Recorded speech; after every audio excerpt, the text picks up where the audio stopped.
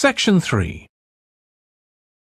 You will hear two students called Trudy and Stuart, who are both studying to be librarians, discussing a paper that they are going to write together. First, you have some time to look at questions 21 to 23.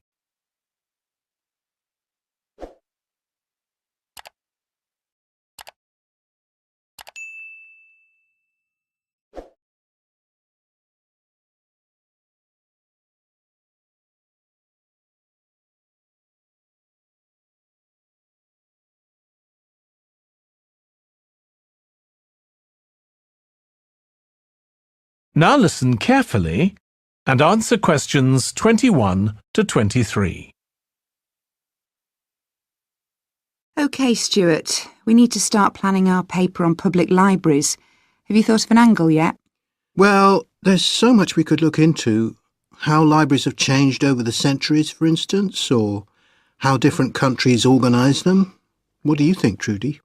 Maybe we should concentrate on this country and try and relate the changes in libraries to external developments, like the fact that far more people can read than a century ago, and that the local population may speak lots of different languages. We could include something about changes in the source of funding too.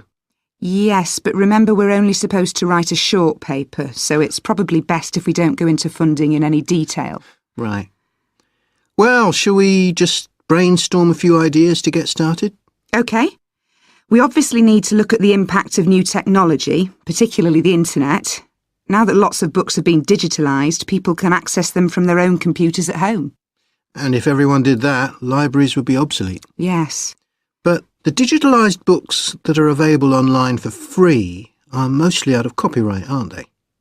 And copyright in this country lasts for 70 years after the author dies. So you won't find the latest bestseller or up-to-date information. That's an important point.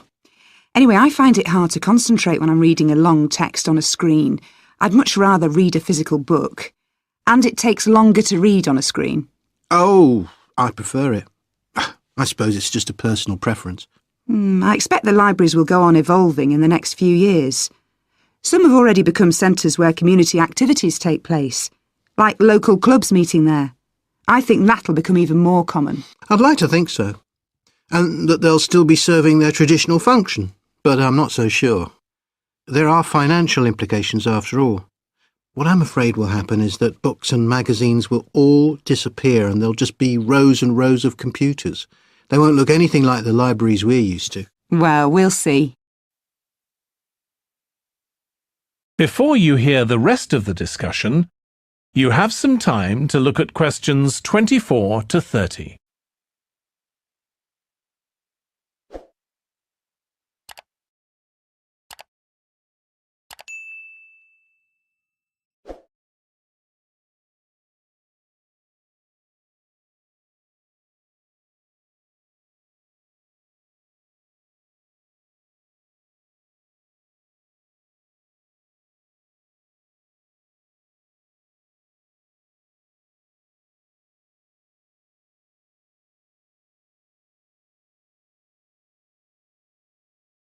Now listen and answer questions 24 to 30.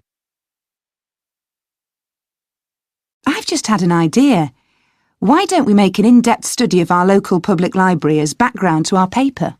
Yes, that'd be interesting. And raise all sorts of issues.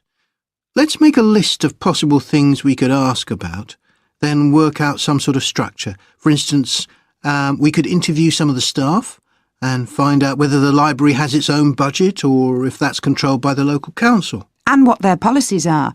I know they don't allow food, but I'd love to find out what types of noise they ban. There always seems to be a lot of talking, but never music. I don't know if that's a policy or it just happens. I've often wondered.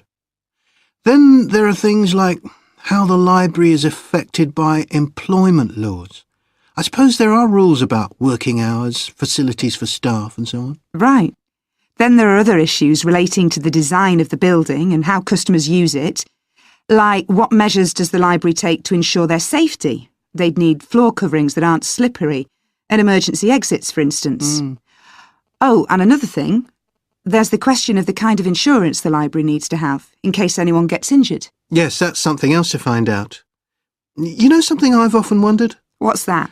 Well, you know they've got an archive of local newspapers going back years. Well, next to it, they've got the diary of a well-known politician from the late 19th century. I wonder why it's there. Do you know what his connection was with this area? No idea. Let's add it to our list of things to find out. Oh, I've just thought. You know, people might ask in the library about local organisations, like sports clubs. Well, I wonder if they keep a database, or whether they just look online. Right. I quite fancy finding out what the differences are between a library that's open to the public and one that's part of a museum, for example. They must be very different. Then something else I'd like to know is... That is the end of section 3. You now have half a minute to check your answers.